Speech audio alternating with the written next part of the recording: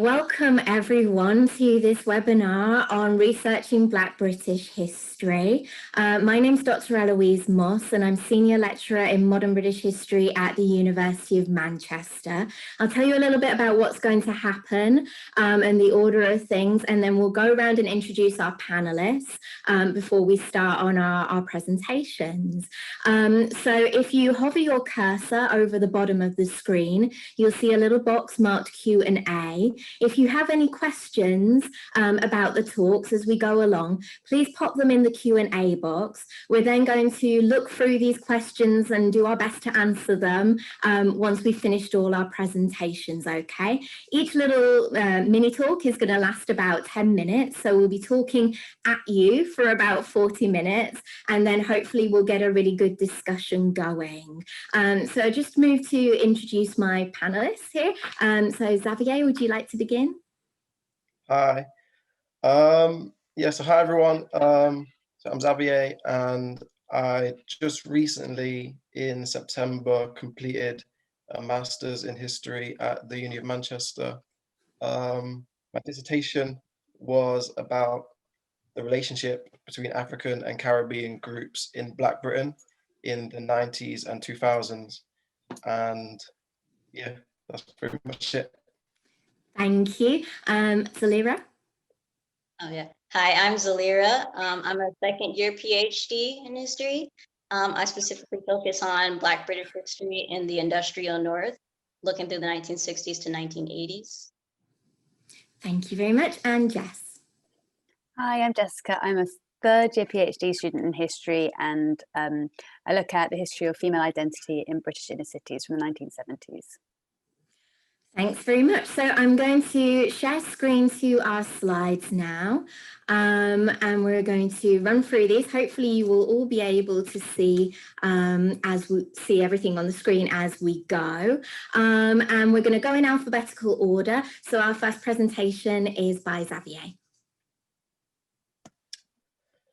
So you see there, I'm going to be talking about oral history interviews because the way that I researched the relationship between African and Caribbean groups in Britain was mainly through oral history interviews. So I'm just gonna start by talking a little bit about how I ended up at my dissertation title. It was kind of crazy actually, because until this year, I've never really studied Black British history properly, like through GCSE and through A-levels and through my undergrad. My master's at Manchester was the first time that I properly studied Black British history. So I started this year thinking that my dissertation was going to be about the Windrush generation, just because my grandma came over in the 60s, and that was kind of the part of Black British history that I thought was most interesting. But as I started this year at Manchester and started reading more for a couple of my assignments, I had an assignment called Race and Migration. And I kind of realized that most of the literature about Black Britain talks about the Windrush generation already. So obviously all of that work is amazing and has increased my own knowledge on Black British history.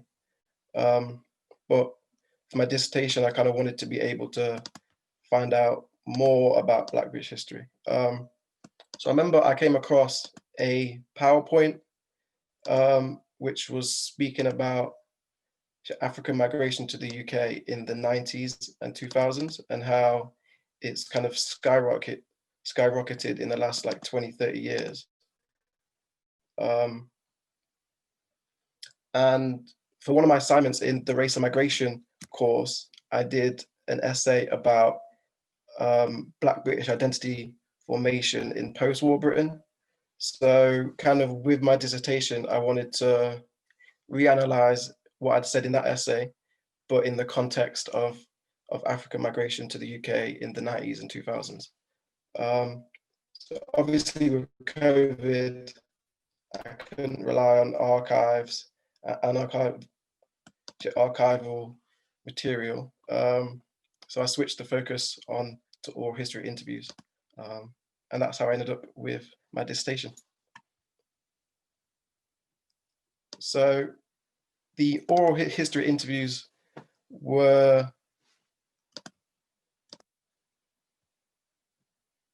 if you could just go to the next slide, Eloise. Yeah, thank you.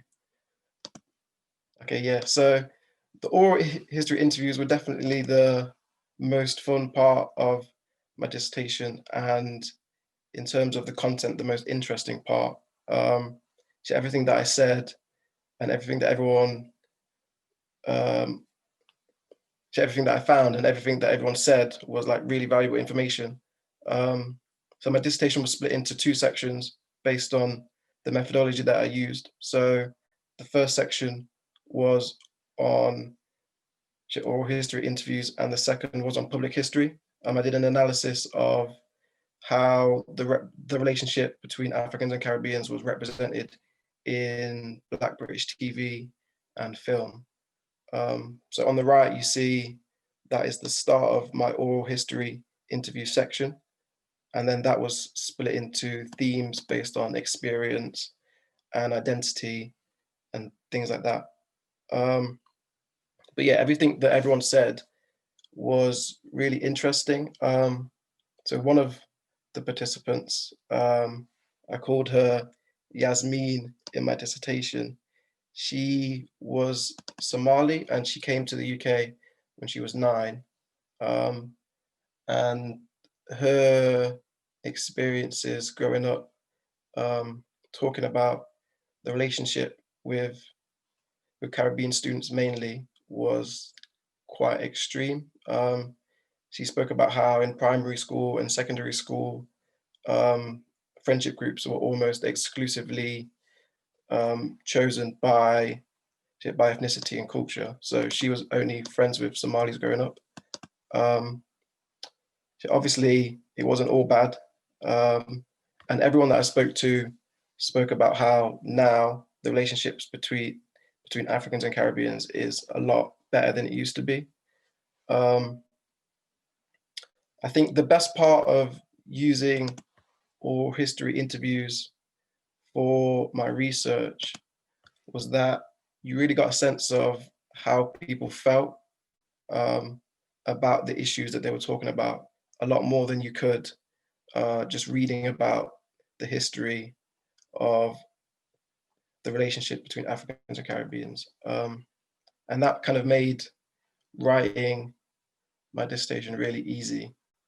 And everything that I wrote kind of flowed from the interviews and kind of the insight that I got from those interviews. So it was a really good methodology to use. The next slide, Eloise. Yeah, so the challenges. For interviewing, I wouldn't say there were really many challenges, to be honest. Everything went really well. I guess because I was interviewing people that I felt comfortable around and felt comfortable around me, it was a bit easier. But the only thing that I would say was a bit of a challenge was waiting for people to reply. People really work on their own time, but I'd just say to prepare for that beforehand by doing it early and by reaching out to more people than you might need, and then you'll be fine. Yeah, and make sure that your Wi-Fi isn't rubbish when you're doing Zoom interviews. But apart from that, don't worry about doing interviews because everything went well for me. And at the start, I was daunting it quite a bit actually, but after the first interview, I was fine. Yeah, so my top tips for doing oral history interviews. What helped me a lot whilst writing my dissertation was having a rough transcription of each interview that I did straight after the interview. So I just wrote down, I listened back to the interview and wrote down the bits that related to my own research question. Because during interviews, people can talk for days about things that aren't necessarily relevant to what you're asking. A lot of people went off on a tangent. So I re-listened to the interview and then did a really rough transcription of all of the bits that were important to my research. And that kind of helped because I didn't have the longest amount of time to complete writing my dissertation. So it made it easier to have all of the important things that everyone said in one place. So after I did the interviews, I wrote down every potential theme that was arising from the interviews. Because after a while, you start to see trends in what people are saying.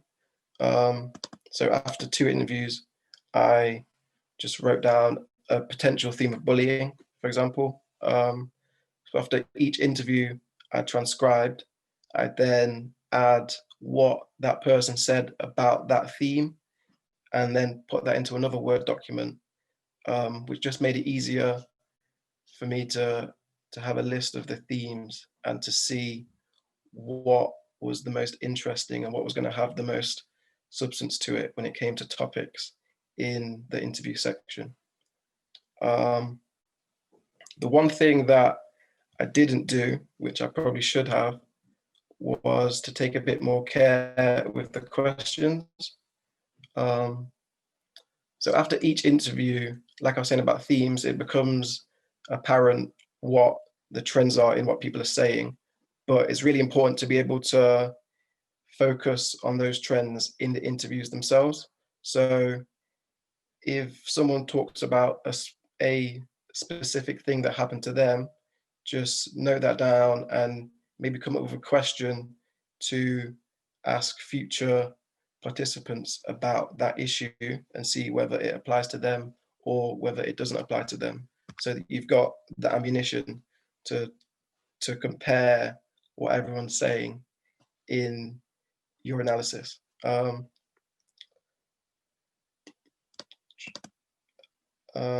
Yeah, so you go on to the next slide, Eloise. Yeah, so these are just the examples of what I was talking about there. So on the left is the questions that I had set up beforehand, and then each paragraph is what each participant said that related to that question and that was helpful for my dissertation. Just a really quick, rough transcription of what people said. And then on the right is my themes, and that was just me writing off the top of my head really quickly. But then when I came back to it when I was writing my dissertation, made it a lot easier because I could see everything that everyone had said and how it all contrasted and conflicted and agreed with each other. But yeah, so overall, I'd say oral history interviews were a really good way for me to do my dissertation. And I was happy with the end result. So thank you, guys.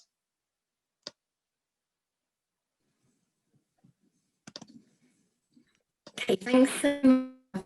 And also for doing the really nervous job of actually going first, which is always the worst. So thank you for that. Now we move on to Zalira.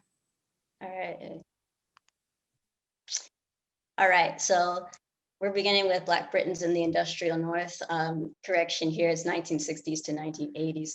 But I kind of decided to go looking further towards Northern research just because of the lack that's been done on these areas, specifically Moss Side, Manchester, Chapelton, Leeds, and Toxteth, Liverpool.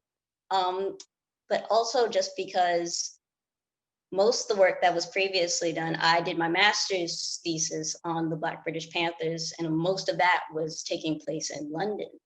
And a lot of other works are very South-centric. So I wanted to really focus more on the North because there is so much more of this, not only the racial tensions that are existing in the South as well, but also this fall of industry that's impacting the economy and employment, which only kind of helps to serve the pot with a lot of these issues, and the fact that working class whites and Black Britons are all kind of coinciding within these same spaces. Next slide, please, Eloise. Yeah. So kind of like what I was saying before, with the North, there is this kind of, a duality in which you have this somewhat harmonious existence, in which, like you have like Black Britons and working class whites all kind of coinciding in the same area. Like in this photo, this is Moss Side, where you just kind of have this like sort of coexistence that's happening, but at the same time, there are these tensions that are occurring in developing like issues gaining housing, issues with unemployment, issues with Blacks receiving equal education. And when you're kind of researching this, it can be a little tricky sometimes because, as you notice, I'm not from here, I'm from the States. And with African American history, which is what I originally focus on, the racism when it comes to housing, zoning, immigration, it's so much more in your face. You can just kind of search up and look up Black or African American, and you can find up so many of these documents because they weren't really trying to hide their racism. Whereas looking at it from a UK perspective, the racism is a lot more implicit.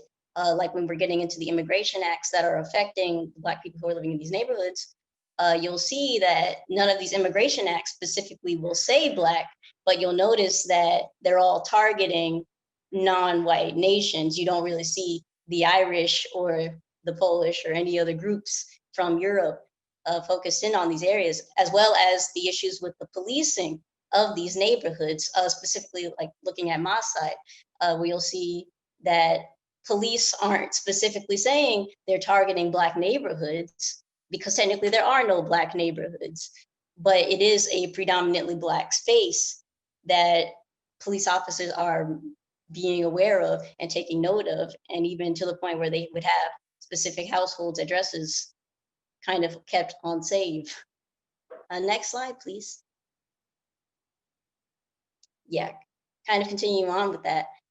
With issues of discrimination, like I know specifically said before, it's all very implicit. It's not as in your face unless we are looking at these kind of rises in alt-right groups, specifically after Enoch Powell's Rivers of Blood speech, in which he is very specifically targeting immigration of specific African descent, and which is when you're going to see really big rises in these alt-right groups, such as the original British National Party, which started in the 1960s, and then going on into the National Front, and then later on into the new British National Party. So you're going to see that this sort of racism is a lot more in your face, but it's still quite well hidden in the fact that, no one will specifically vote for alt-right groups. When you're researching the data on who's voting which party, no one will do that. But the strategy is that they'll instead begin to vote conservative.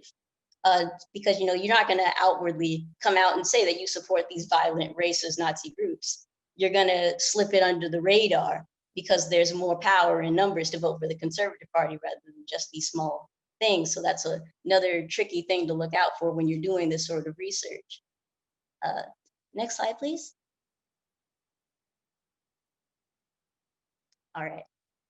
And looking at kind of leaving the discrimination side, because when I look into this, I don't want it to be all, just the gloom and doom aspects, because that's not all Black people are. That's not all the Black experience is. So outside of just this struggle, there is so much more of this survival and lifestyle and cultural pride that is also important to look into, even if it's something that you wouldn't really think of, like the originations of a lot of the carnivals that are popping up, like the ones that take place in Alexandra Park. There is so much cultural and arts that are taking place here, whether it's physical arts like paintings or written arts like poetry, even with music. These are all very important things to analyze. Like with certain musicians, like with a lot of reggae artists like Steel Pulse, you'll notice that they include a lot of their activism and a lot of their cultural display in their lyrics. And the same goes with poetry. the experience is all intersewed into a lot of these different cultural aspects. So these are all really interesting things to look at when you're beginning to really focus in on this. These aren't really things that you should kind of overlook or ignore or feel like they're small. They actually do matter a lot when you're looking at these kind of groups, because culture is going to be something that really ties in a lot of them together. Next slide, please. All right. And this kind of goes for the same slide as well when it comes to activism, the one that I included in the slide here, where it's Rock Against Racism. It was a big organization that kind of helped with a lot of the youth cultures that was beginning, because you had concerts that were being targeted by very alt-right Nazi harassers, essentially. And this was just kind of a way of Black youths and other multicultural youths to find a way to fight back and kind of find their own voices through what they loved, which was music. And of course, you'll see like a ton of other activism groups, because we're kind of entering into the Black Power movement at this point. So you are going to see the Black British Panthers, who not only were situated in Brixton, but they also had separate groups that were taking place all over the UK.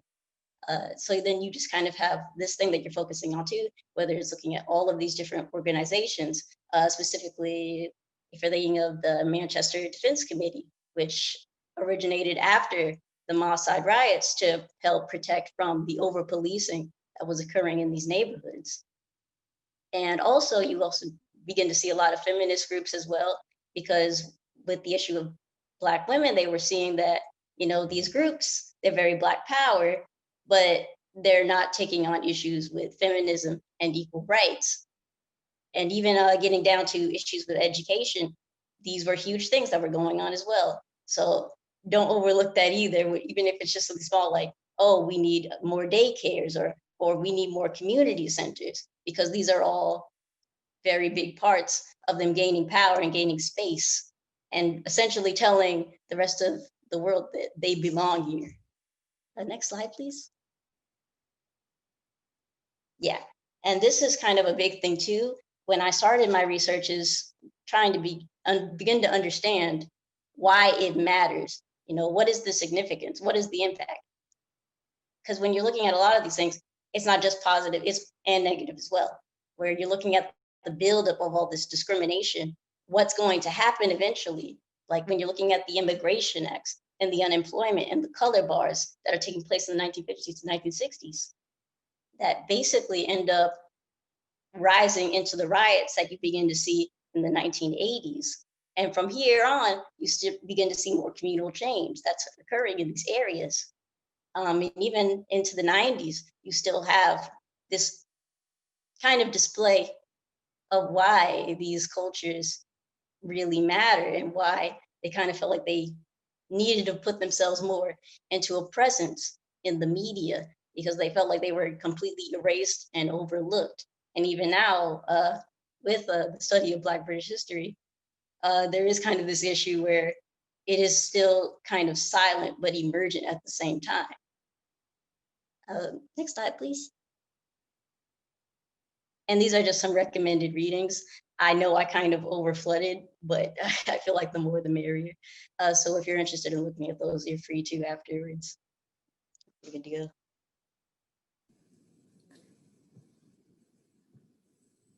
Okay, thank you so much, Zalia.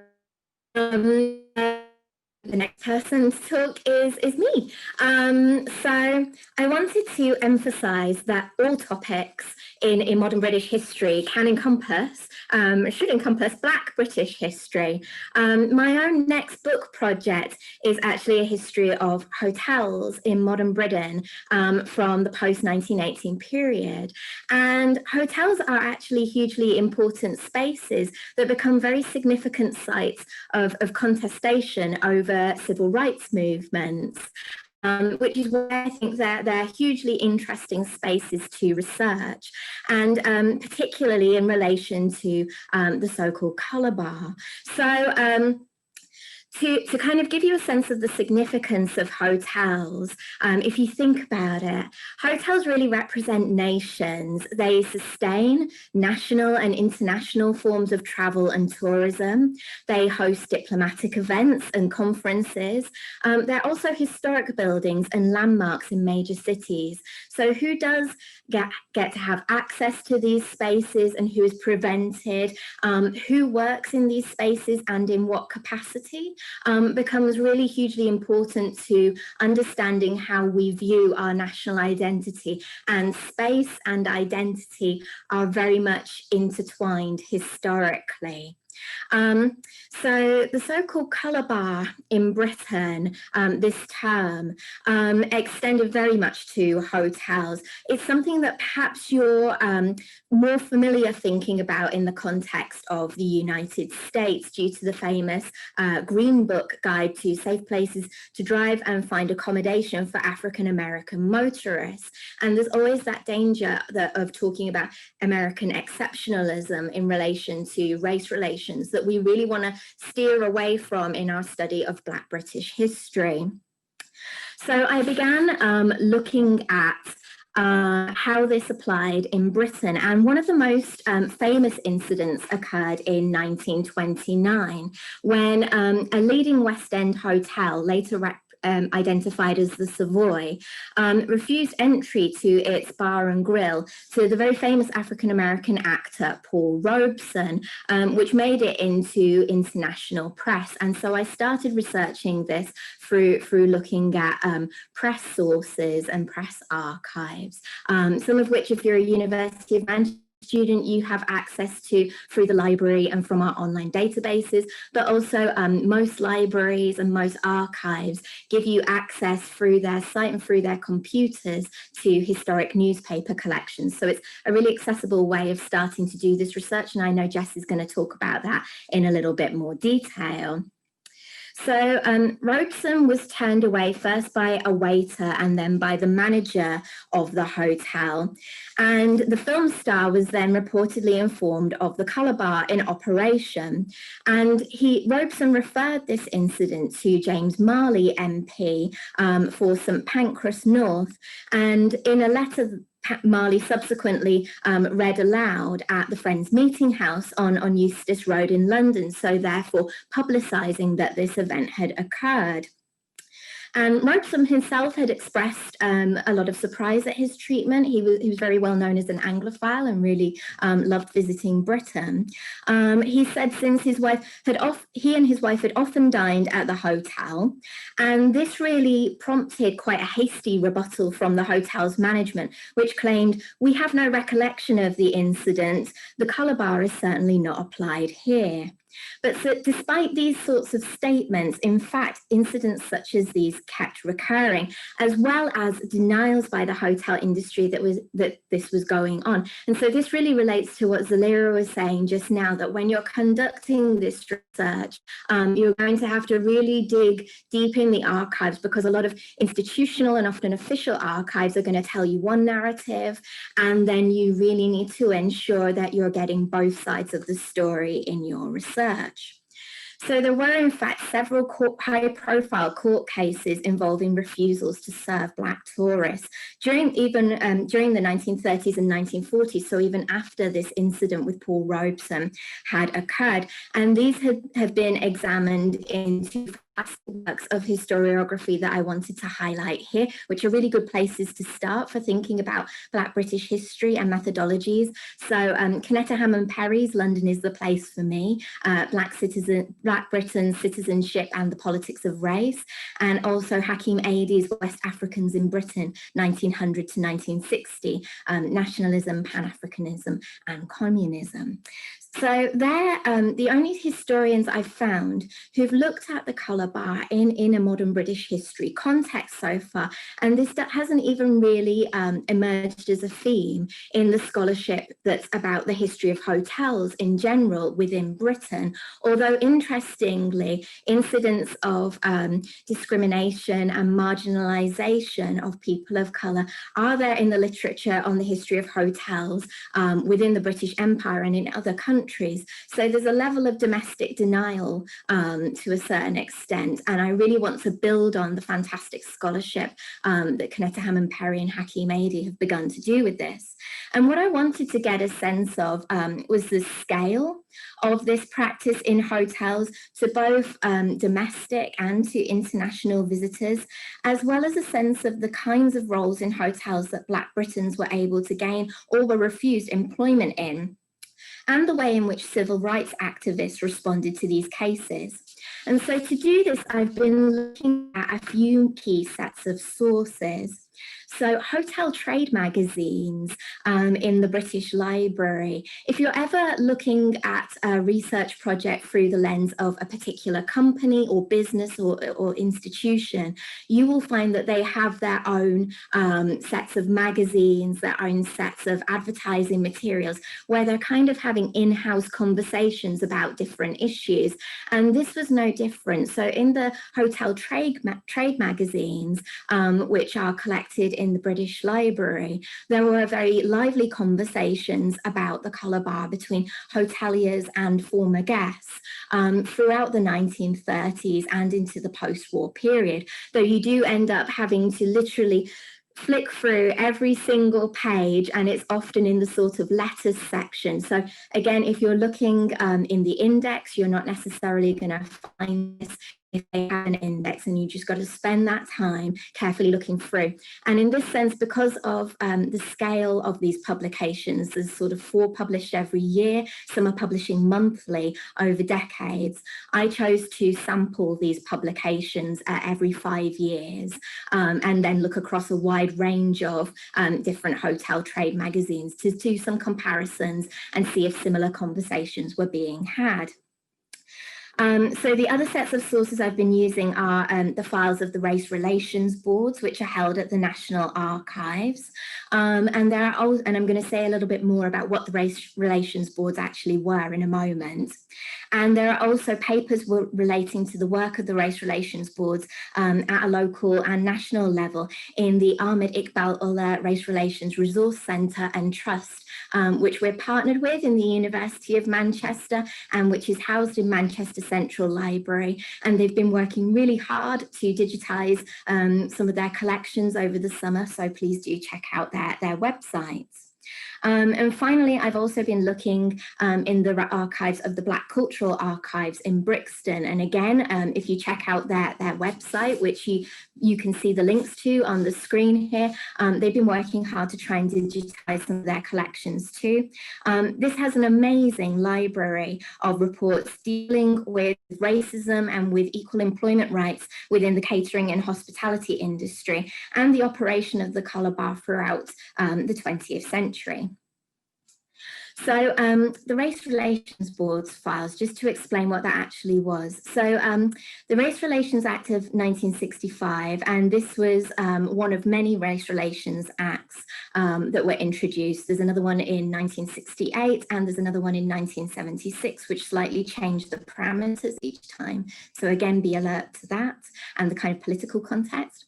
But the Race Relations Act in 1965 prohibited discrimination on the grounds of colour, race, or ethnic or national origin in so-called places of public resort, which included hotels and restaurants, to prevent the enforcement or imposition on racial grounds of restrictions on the transfer of tenancies and punishing incitement to racial hatred. There's a lot of debate about how effective or ineffective this legislation was, but what it did precipitate under pressure from CARD, the Campaign Against Racial Discrimination, was the creation of race relations boards, which were established in 1966 to look into cases of discrimination and to work towards conciliation or an apology in the first instance, or to then escalate into a illegal case. So first of all, they attempt to improve culture through changing understanding and through trying to change opinions and change practices.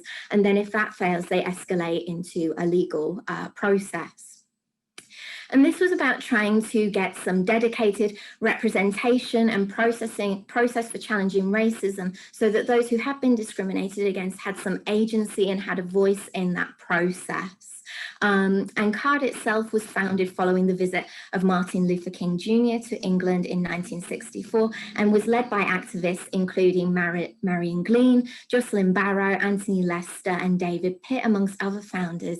So if you're interested in the work of this group, sometimes actually a biographical approach can be a good place to start researching who these leaders were and what were the institutions that they helped to co-found or that they pressured into existence as well. So again, there's a lot of debate about how effective these boards were in challenging racism, because the legislation itself often didn't give them the kind of level of fines or the level of backing following through the legal process that they needed to really reinforce that this was unacceptable.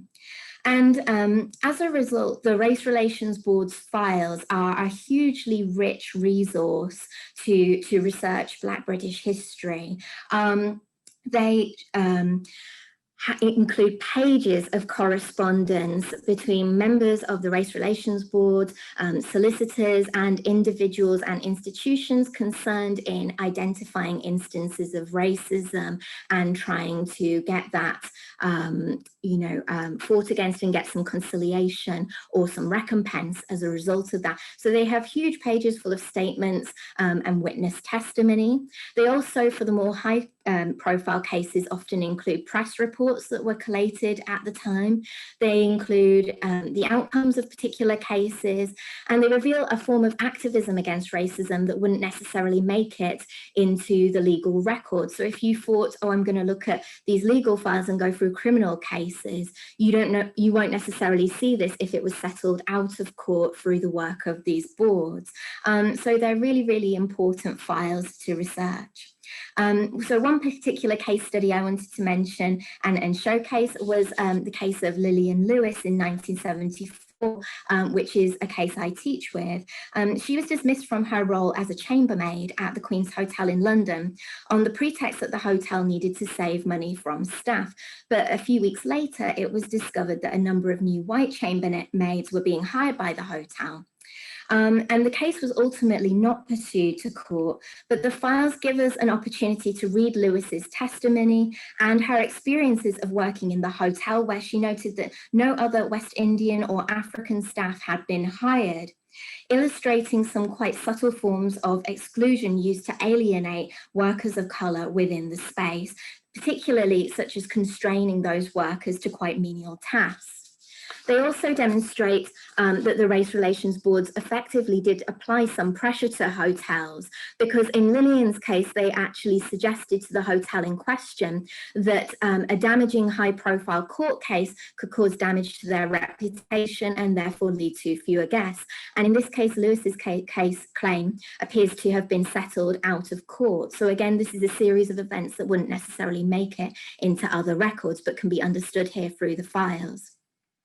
Now, there are some negatives of using these cases. So as both Zalira and Xavier have mentioned, researching Black British history, you don't always want to be looking at it through what was described as doom and gloom earlier. And these are necessarily quite adversarial case files. But I do think they also reveal a great deal of activism and of community building and resistance to racism. And they illustrate Black Britons increasingly finding facilities to use certain parts of the legal system in their favour where possible. So always saying that with a great deal of caution. So I would really encourage you to think about how you frame your topic, and to think that even if you want to pursue a topic which perhaps isn't nominally about Black British history, that you also be thinking about Black British history as a dimension of that project. Okay, thank you. And now we move on to Jessica.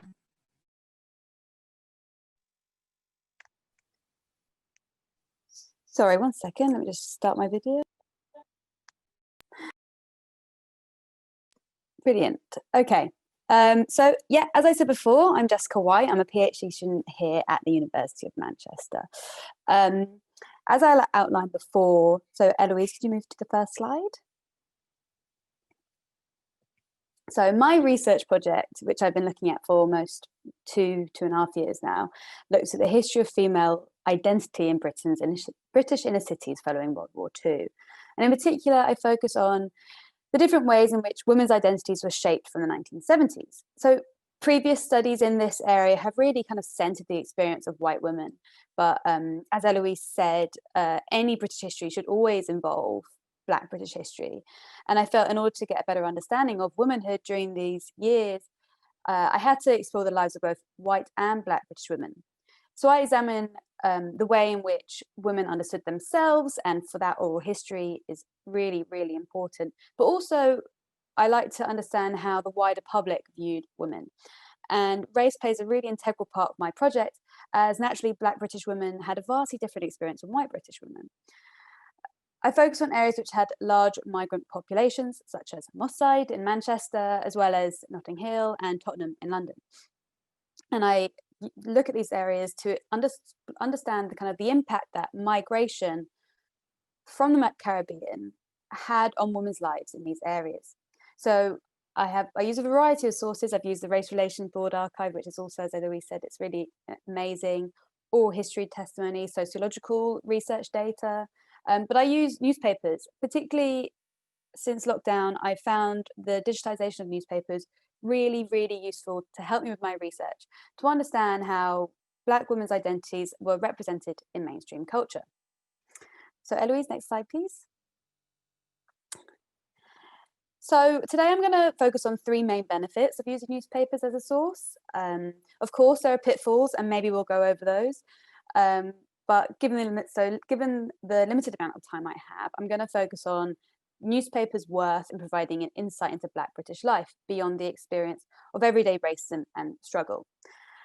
So there are 3 main reasons why I use newspapers. The first is that they hold a wealth of photographic, photojournalistic material, and as I will demonstrate, this conveys multiple meanings on the way in which Black British life was lived and viewed in late 20th century Britain.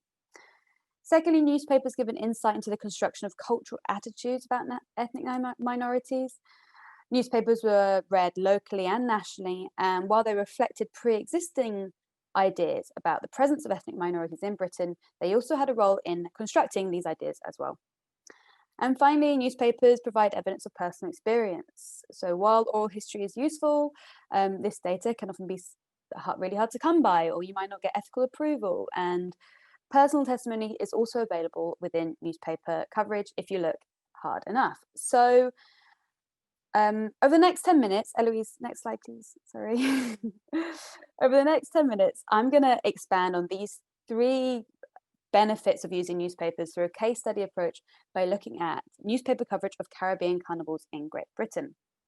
So from the 1970s, carnivals became a really staple event in British cities, which had large African Caribbean populations. So these carnivals often grew out of the desire of Caribbean migrants, particularly those from Trinidad, to relive the carnivals that they had kind of grown up with and which reminded them of their home. However, these carnivals became hugely popular, and they welcomed participants and spectators from around the city, including white residents. And it's for their popularity that they received local and national coverage in newspapers, as they involved the whole community. Next slide. Thanks. So, as I said before, newspapers hold a wealth of photographic material that conveys what life was like for Black Britons. So I really love this photograph. I've used it in my research before. It's of 3 women making a carnival queen outfit for the Leeds West Indian Carnival of 1979. So in this photo, what we see here is Mrs. Brown, who is the mother on the left, with her daughter Cavelli, who's at the bottom of the photograph, and Mrs. Brown's niece, who is the one in the outfit. On the surface, as just an image, can just be read as carnival preparations, but I kind of like to take a second reading and really scrutinize the photo. So I think it gives a really unique snapshot of Black female familial relations in the 70s. So in this photo, Mrs. Brown, who was actually Carnival Queen 10 years prior, is in this photo, she's teaching and instructing her own daughter how to continue the craft of making carnival outfits. And with that, she's also bringing her niece into this process of construction and reinforcing their relationship between her daughter, Kaveli, as cousins. Also, I like to look at the composition of photographs. So in this composition, Mrs. Brown, the mother, is at the top. She holds a particularly active position, and she's making the outfit. And we kind of understand that she's at the head of the family. So reading this photograph, you can tell that this is not just a photograph of intergenerational bonding and how culture was passed down through family members following migration, but it's also lends a snapshot of the role of the mother in Black British families as well. Next slide. However, so much of public opinion in post-war Britain was constructed through proliferation of photography in newspapers, and photographs only capture a moment of time. And there's an intentionality behind the publication of a photograph. We have to remember that newspapers are made up of several actors, editors, copy editors, writers. There is a lot of meaning behind the photograph beyond what you see. There has been a decision-making process to convey something perhaps slightly more deeper. So in this photograph, we see 4 Black women dancing with 2 police officers at another Leeds West Indian carnival. These photos were viral in the 70s and 80s. You could not move for photographs of Black women dancing with police officers at any carnival across the country. As we know now, the Black community in Britain have had and still have a fraught relationship with the police. And this was particularly the case in Leeds in the 70s. And if you look at personal testimony from that time, you know that they did not have a good relation. The Black community in Leeds did not have a good relationship with the police, who were kind of unable to follow up on cases of racist violence. So, but you would know it from this photograph, which was printed in the Yorkshire Evening Post. Newspapers were marketing opportunities for local areas to showcase the ideal entity of a local area to the wider public. And in this photograph, we're shown just one moment that serves to represent a whole host of ideas about this seemingly harmonious relationship of multicultural Britain. So for me, this demonstrates the multiple ways that Black women's public identity was used to represent dominant ideas about Britain. Brilliant. So secondly, newspapers give insight into the construction of cultural attitudes about ethnic minorities. So from the 1950s through to the end of the century, many Britons didn't have that much interaction with ethnic minorities, particularly those living in the countryside. Mass media output in the form of television programs, radio shows, and newspapers were mainly the only form of contact between white Britons and the multicultural country in which they lived. But if you read newspapers, you can understand how dominant attitudes, especially racially biased attitudes, were constructed, reproduced, and reinforced. So taking the example of the carnival again, in Notting Hill in 1976, there were the famous carnival disturbances, which involved some outbreaks of fighting among carnivalists and the police. And if you look at the quotes that from different newspapers, you can really demonstrate how the press shaped dominant ideas around that outbreak of unrest. So for instance, we have sentences like, "Sweat pouring down his face, his tie almost ripped off, a young policeman emerged from the Battle of Notting Hill, tears of anger down in his eyes." So this is obviously a really evocative sentence that really tries to garner sympathy from the reader for the police officer.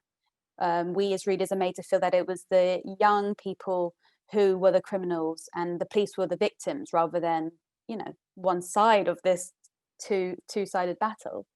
Similarly, if you look at the next 2 statements, it's noted hundreds of Black youths fought a series of running battles with the police. That was also in the Daily Mail, which was a very pro-police publication at the time.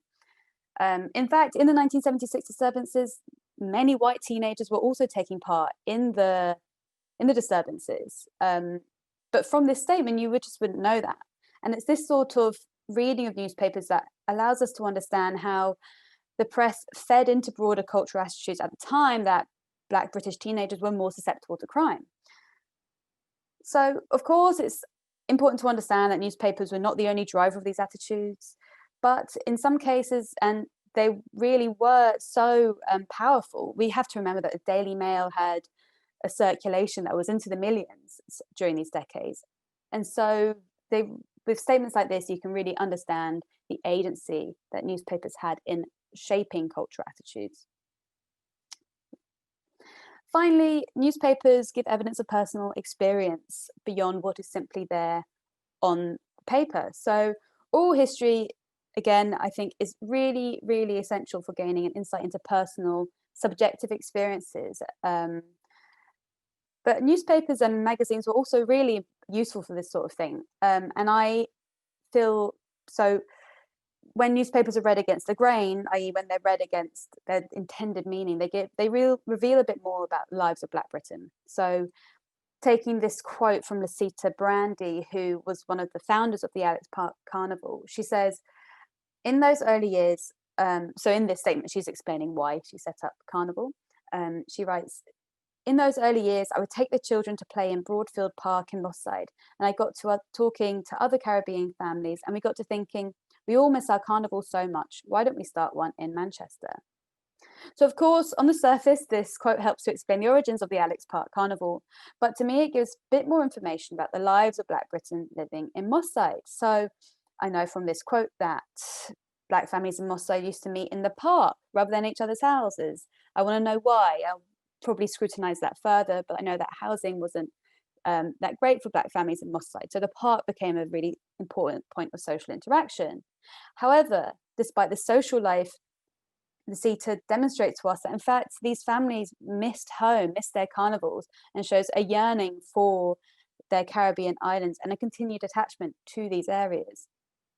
Thus, for my own research, this small statement reveals actually far more about the experiences of migration for Black women in Manchester. So I'll just conclude by saying, I mean, Eloise has already gone over this, but how can you access these sources? If you're a student at the Uni of Manchester, you can go online. I've included the link there. But if you're not a student, there are other ways to access newspapers. Local libraries hold large collections of local and national publications. The British Library in London holds hundreds of newspapers, both regional and local, and you can view those in their reading room. So yeah, thank you for listening. I hope that's given you an insight into how we can use newspapers. Thanks so much, Jess, and we'll stop the video there. So we've got some questions that have been put in the Q&A. So one from Max Jones for Xavier. Thank you, Xavier, great work. Can you or the panel at some point later comment on the ethics process and how to get ethical approval for interviews and what's involved? Thank you. So maybe just perhaps speaking a little bit about why we need to have ethical approval might be useful, and we could go into more detail about the actual approvals process at a later point. Yeah, I guess why we need ethical approval. Well, if you're talking about like experiences that can be quite traumatic, or any negative experiences, it was important to get the approval to know that what you're researching is important and to keep your questions structured in a way that they're not, and so you know the guidelines and how to react in certain situations if someone, say, gets upset whilst you're interviewing them, and stuff like that. So I had consent forms that everyone had to sign, speaking of which was talking about the anonymization of data and stuff like that, and then had to go through the whole process, which you helped me with, by the way. Yes.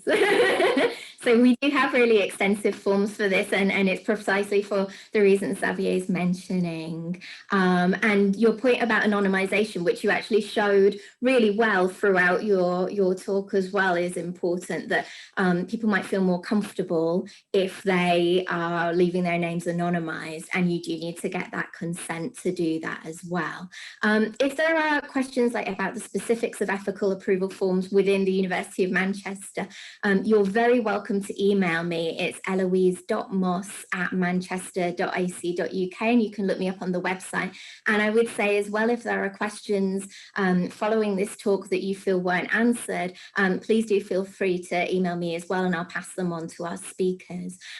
For those of you who might have joined us a little bit late, if you hover your cursor over the bottom of the screen, there's a box marked Q&A, and you can type any questions you might have in there. So we've got a couple more here. Bola has asked, thank you, Bola.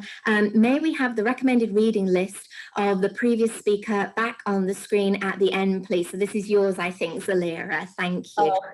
Yeah, put that slide back up. Sorry. I'm so sorry. There's so many, because some of them coincided with yours, because it's London is the Place for Me by Kanetta Hemon Perry. There's Dropping Anchor by Jacqueline Nancy Brown. Even there's another one that I had where it's Roots and Cultures by Eddie Chambers. I have so many. A Staying Power by Peter Fryer. Black and British by David Olashoga, who has another talk today. And The Making of the Black Working Class in Britain by Ron Romden. These are some of the top ones I would recommend. So Bola's asking, if you put it on the screen, would you mind if I took a screenshot? Is that okay, Zalira? Yeah, that's fine. Okay, we'll share screen back to that slide. No worries at all. Hang on a sec. This is going to be a very quick whip through, so you can take a screenshot. Here we go. There you go. Oh, I wonder if there's a way to make us smaller or to move us. Okay. Yeah, there's a lot. I didn't realize that the PowerPoint was going to be so small on this screen. Don't worry at all. This is improving my own technological skills. You done that okay, Bola? Yeah, she's got it. Okay, great. Okay, we'll stop share them. And let's look at some of our other questions. So thank you for that. From Maya, who is our liaison with the Ahmed Iqbal Ullah Race Relations Resource Centre, Maya Sharma. So hi, has the changing language for describing race, ethnicity, etc. made research difficult? For example, distinguishing between Black as a political term versus Black as African Caribbean. What do people think? I encountered this issue a lot when I was doing my Black British Panther work, because in the 70s, I'm not sure if anyone will know, but Black was used as a political and racial term. So Black could either mean someone of African descent, Caribbean descent, or South Asian descent, because even though they weren't, Black in the way that we would think racially, they were considered politically Black, meaning that they were in this same bottom of the barrel power structure space as the other immigrants who are coming into Britain along with them. They were all kind of in it together. And it was kind of difficult coming from my background with African American history to describe that when I first started the research, which is why I think it's very important when you're using your terminology to better define what it is before you start. Before I'm saying Black, I'll say Black as in these specific African and Caribbean communities, or if I'm talking about all of them, then I'll say politically Black. It's kind of a tricky thing, but you get to it. Do other people have comments on this? I found in terms of, because so much of this is done online using search terms, just to kind of, reinforce what Zalira has said, it can be hard to know if you search Black into a newspaper archives database, you might get the experiences of South Asians living in Britain at the same time. It hasn't made it difficult. It just tends to yield more results than you'll have to go through and have to probably be a bit more pedantic and with how you cipher, like sieve through all that information. Yeah. Xavier? Yeah, well, my research was kind of in the era after the relevance of political Blackness, and it was that, like, the age range of people that I was interviewing and stuff wasn't really a relevant concept.